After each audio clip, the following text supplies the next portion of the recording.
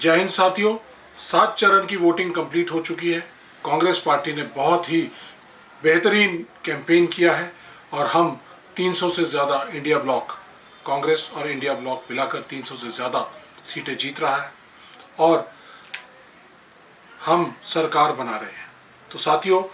ये आपके 5 साल की मेहनत का नतीजा है। जिस तरह से आप जानते हैं कि पहले चरण के जो वोटिंग होने के बाद जिस तरह से 10-12 दिन के बाद इन्होंने इलेक्शन कमीशन ऑफ इंडिया ने अपडेट किया था कि कितने लोगों ने वोटिंग किया है, इसी तरह से ये तरतीबवार अलग अलग समय पर बहुत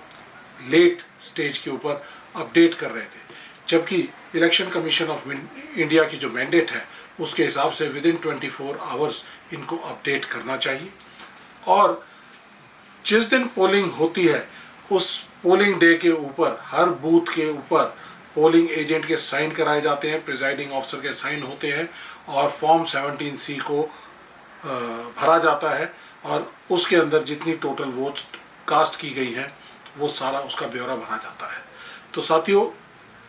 इस एनवेलप को सील करके ईवीएम मशीन को सील करके सील लगाई जाती है और फिर उसके बाद उसको स्ट्रांग रूम में जमा किया जाता है। तो अब बड़ा ज़रूरी है कि जिस हिसाब से ये 10-10, 15-15 दिन बाद इलेक्शन कमीशन ऑफ इंडिया ने वोट्स को, नंबर ऑफ वोट्स को अपडेट किया है और 6 से 7% एडिशनल वोट्स सुनने में आया है। जिस तरह से मीडिया रिपोर्ट्स आ रही हैं, सब जगह से ग्राउंड रिपोर्ट्स आ रही हैं, 6 से 7% वोट्स ऐड की गई हैं। तो ये एक शक पैदा करता है नागरिकों के दिमाग में। लोकतंत्र इस तरह से लोकतंत्र में ये बहुत ही भयावह स्थिति है कि अगर हमारी वोट किसी पार्टी को हम दे रहे हैं और उसके बाद वो वोट कहीं और जा रही है या फिर उसके अलावा कुछ और एडिशनल वोट्स ऐड की जाती हैं, तो ये एक बड़ी गलत स्थिति और गलत सिचुएशन क्रिएट करता है। तो साथियों, इसलिए बड़ा ज़रूरी है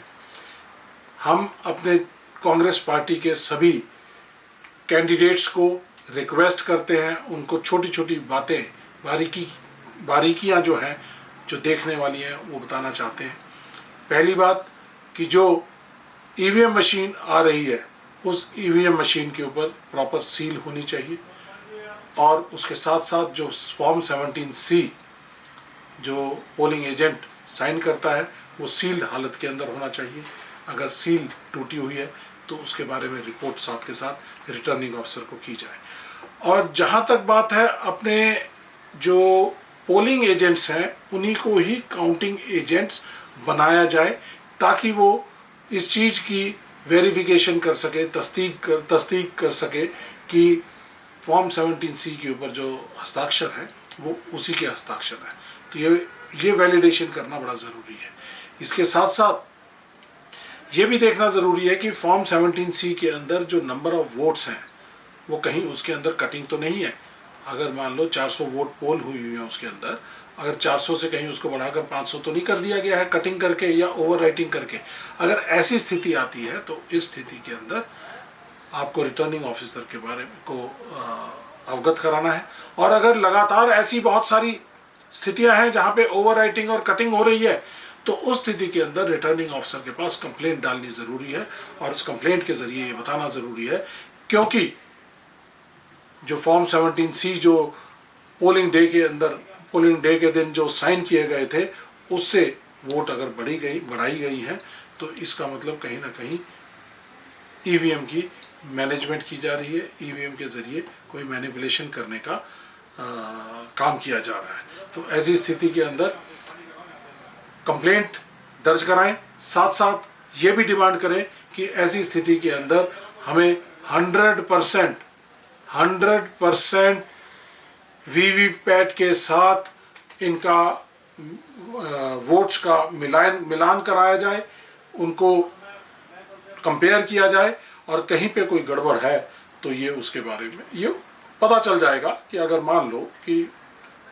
इनका वीवीपैट के साथ मिलान हो जाता है तो सही है, अगर वीवीपैट से मिलान नहीं होता है, अगर कुछ वोट्स अनट्रैक्ड रह जाती है तो इसका मतलब कहीं ना कहीं पे हेरा फेरी हुई है। तो इसलिए साथियों एक और चीज़ बड़ी ज़रूरी है कि जो ईवीएम मशीन का जो एक रजिस्टर्ड नंबर है फॉर्म सी के अंदर, वो नंबर भी होता है, तो वो नंबर ज़रूर देख लेना। ये भी देख लेना कि डेट और टाइम उस मशीन के अंदर जब उसको ऑन किया जाता है तो उस में डेट और टाइम आज का आना चाहिए,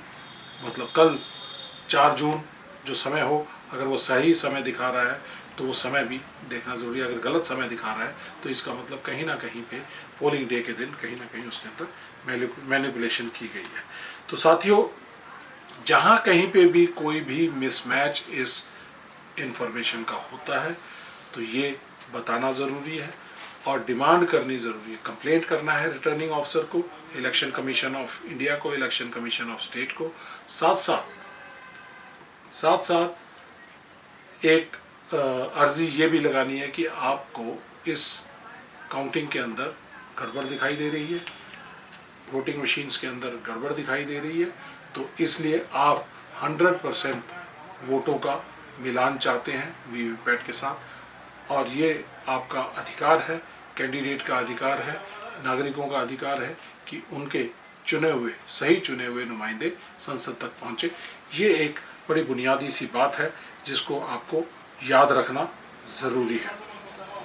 तो साथियों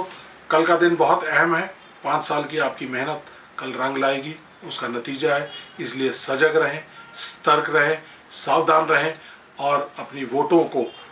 सही तरीके से गिनवाएं। और जब तक बूथ काउंटिंग टेबल्स को तब तक छोड़ के नहीं जाना जब तक उस कंप्लीट काउंटिंग नहीं हो जाती, और उसके अलावा जीत का सर्टिफिकेट जब तक साइन नहीं हो जाता आपके हक में, तो आप तब तक उसको छोड़ के नहीं जाएंगे। अगर आपने इन बातों के ऊपर सही तरीके से ध्यान रख दिया तो फिर हम इनके जो डिज़ाइन है बीजेपी एनडीए का, उसको डिज़ाइन को डिफीट करने में, हराने में कामयाब रहेंगे और लोकतंत्र बचाने में कामयाब रहेंगे। थैंक यू वेरी मच साथियों, बहुत बहुत धन्यवाद। जय हिंद, जय भारत, जुड़ेगा भारत, जीतेगा इंडिया।